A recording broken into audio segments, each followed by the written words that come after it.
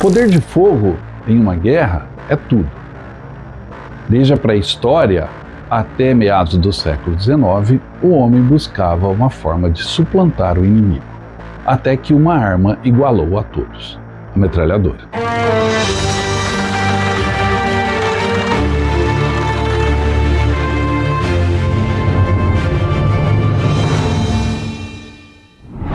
Olá, bem-vindos a mais uma Viagem na História. O homem, em sua arte da guerra, evoluiu de arma em arma. Primeiro as espadas dos legionários, depois a cavalaria e suas longas espadas ou lanças. Por fim, chegamos à artilharia, com a descoberta da pólvora, e os canhões também passaram a intimidar. Mas nada substituiu a infantaria, o soldado a pé. Não adianta você bombardear um terreno, você precisa estar presente, subjugar o inimigo. E para a infantaria, tudo era muito difícil. Avançavam em linha, alvos fáceis de fuzis e mosquetões, e o sacrifício era enorme. Até que surgiu a metralhadora.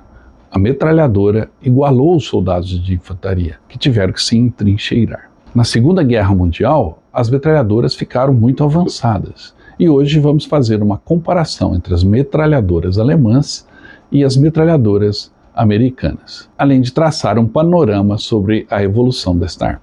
A invenção de uma arma de fogo militar que pudesse produzir tiros rápidos e repetidos para subjugar e repelir uma força de ataque ou multiplicar a força ofensiva e defensiva de uma tropa era buscado pelo homem desde o século 1000, quando a pólvora passou a ser utilizada no Ocidente. As primeiras tentativas de inventar o que hoje é conhecido como metralhadora não produziram uma arma totalmente automática, mas resultaram em armas muitas vezes volumosas e semi-confiáveis, consistindo de canos de tiro único reunidos e montados em um suporte. Algumas dessas armas de cano múltiplo eram manuseadas de maneira lenta, levando um tempo considerável para recarregar. E embora pudessem ser mortais para um atacante, poderiam também ser tão perigosas para os próprios artilheiros que usavam essas armas. Somente depois da metade do século XIX foi inventada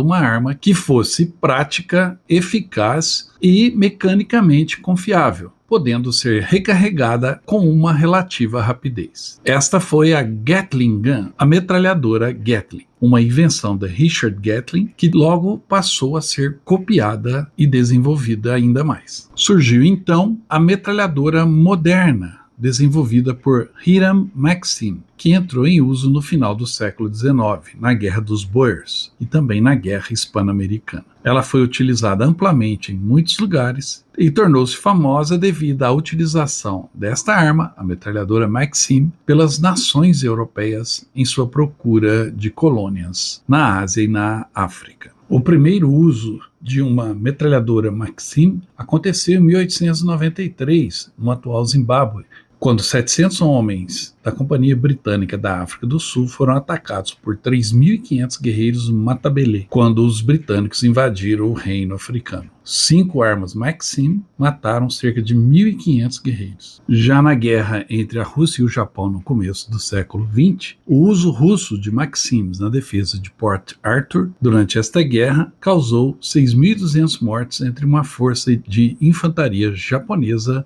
de mais de 35.000 homens. Era o prenúncio de uma nova era. Com a corrida armamentista no início do século XX e a mobilização de exércitos altamente mecanizados e principalmente equipados com metralhadoras das mais diversas, a Primeira Guerra Mundial sofreu um impasse da guerra de trincheiras exatamente por conta das metralhadoras. O uso de dezenas de milhares de armas Maxim de diversos fabricantes como a Vickers, a Spandau Company, a Colt dos Estados Unidos, a Tula Arms Plant na Rússia, todas fabricavam metralhadoras Maxim. E o projeto da Maxim foi aprimorado, surgindo outras versões, como a M1917 Browning, de fabricação americana com o calibre .30, e a M1919 com o calibre .50. O rifle automático Browning BAR também foi uma inovação. E outro americano inventou a famosa metralhadora Lewis, uma metralhadora leve que era utilizada tanto em aeronaves quanto pela infantaria. E a França teve um americano desenvolvendo uma metralhadora francesa, a Hotchkiss. E esta arma revolucionária foi sendo aprimorada cada vez mais, até chegarmos à Segunda Guerra Mundial.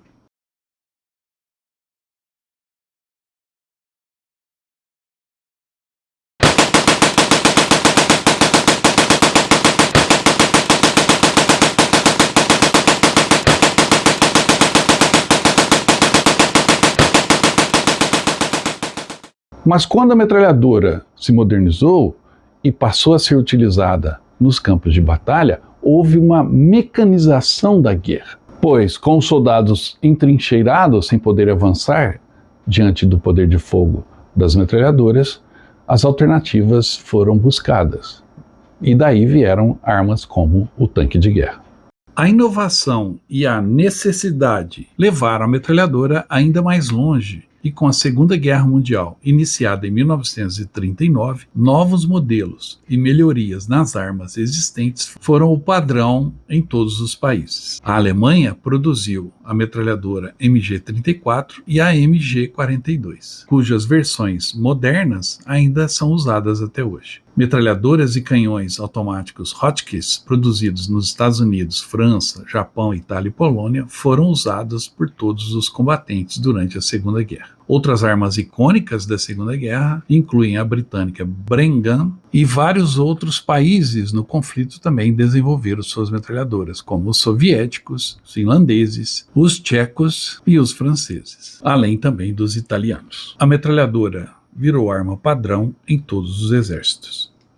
O desenvolvimento das metralhadoras durante a Segunda Guerra Mundial atingiu seu ponto máximo. Muitos países desenvolveram a sua própria arma, mas duas nações em conflito se destacaram, com equipamentos moderníssimos. Agora vamos fazer um comparativo entre a metralhadora alemã, a MG-34, a MG-42, e as metralhadoras Browning americanas, além das submetralhadoras que os dois países utilizavam. Para isso, vamos usar trechos de um filme de treinamento norte-americano que era exibido para as tropas, mostrando a diferença no som, na precisão e na velocidade do armamento alemão comparado com o armamento norte-americano. O filme era secreto à época da guerra, mas hoje é um documento muito interessante sobre essas armas.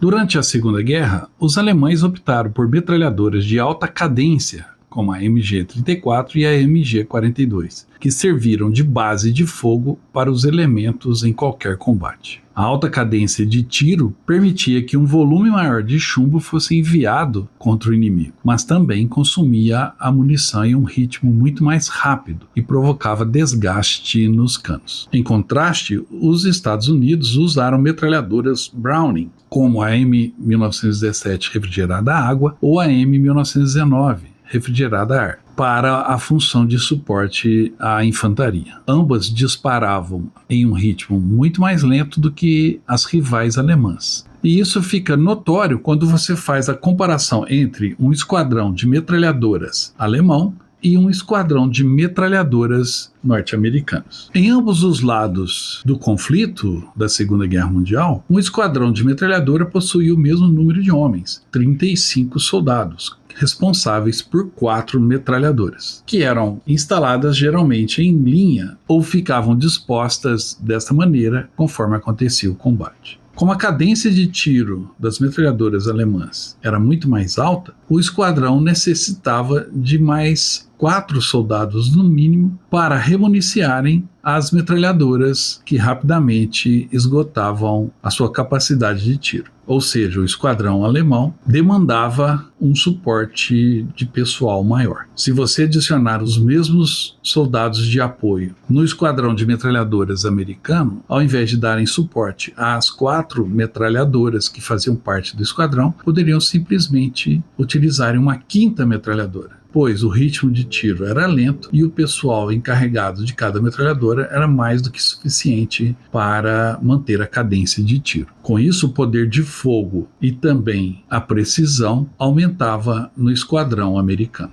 utilizando as metralhadoras Browning. E essa diferença da cadência e na potência de tiro e também na precisão das armas fica evidente quando assistimos o filme de treinamento americano, onde eles fazem a comparação entre as armas. Um filme produzido durante a Segunda Guerra e mostrado para as tropas que iam para a frente de batalha. A primeira preocupação é com o som das metralhadoras alemãs, para que o soldado pudesse facilmente identificá-lo. Primeiro, a MG-34.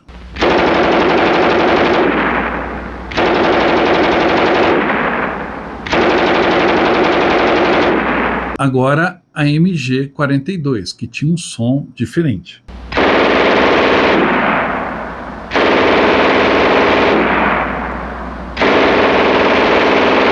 O som da MG-42, inclusive, foi apelidado pelos soldados da FEB, Força Expedicionária Brasileira, que atuou contra os alemães na Itália, de Lurdinha, porque lembrava o som da costura da mãe de um dos soldados, que se chamava Lurdinha. Tamanha rapidez com que a MG-42 disparava. E por fim, ouvimos o som da MP-40 Schmeisser, a submetralhadora que equipava o soldado de infantaria alemão.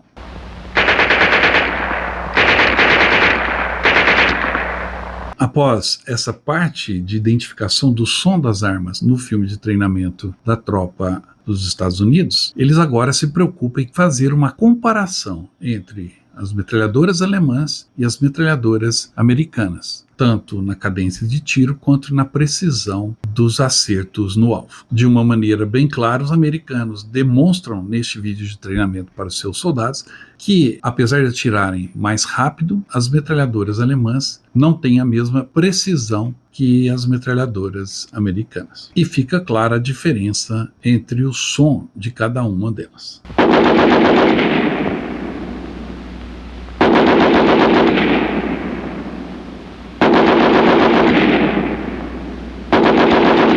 Next, the American Heavy 30 on the tripod.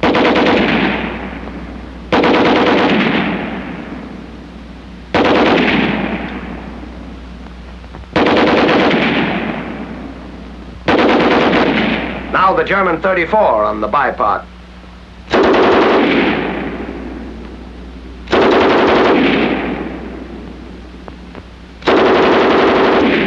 And last, the German 42 on the tripod.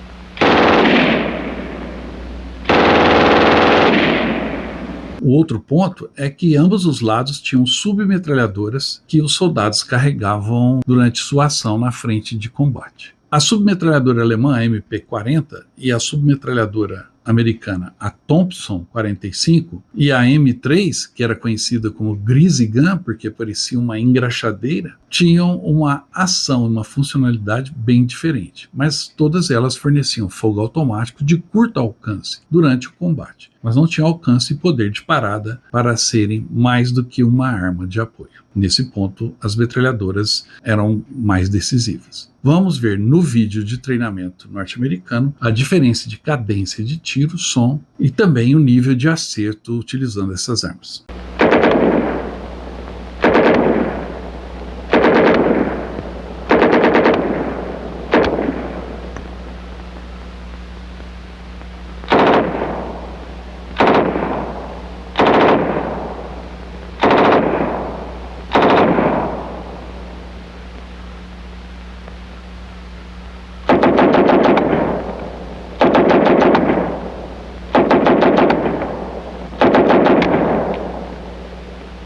No teste desse vídeo, em um carregador de 20 tiros, a metralhadora alemã teve 11 acertos, enquanto que a Thompson 45, utilizando um pente de 30 cartuchos, teve 25 acertos. E a M3, a Greasy Gun, num pente de 20 tiros, teve 17 acertos. Ou seja, neste vídeo, os norte-americanos demonstram que suas metralhadoras têm uma precisão maior e são mais eficientes. Lógico que é um vídeo de treinamento que acaba entrando na mente do soldado americano para que ele possa ter uma confiabilidade maior no seu equipamento.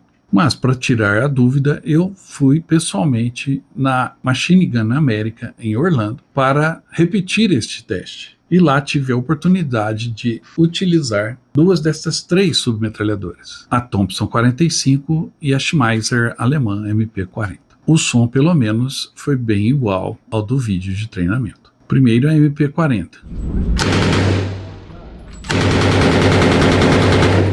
Agora a Thompson 45.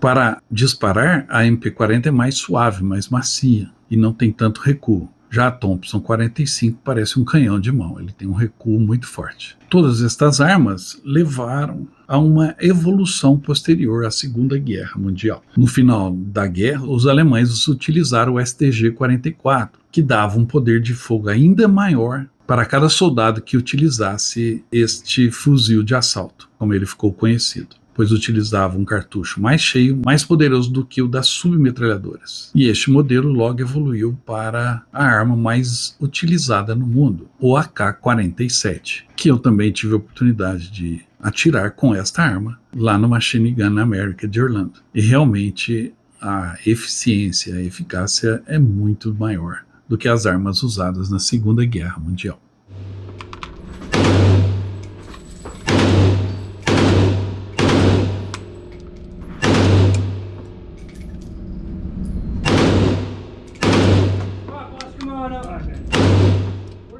Após a gente fazer todo esse comparativo, fica aquela pergunta: então as armas americanas, no caso, eram superiores às alemãs?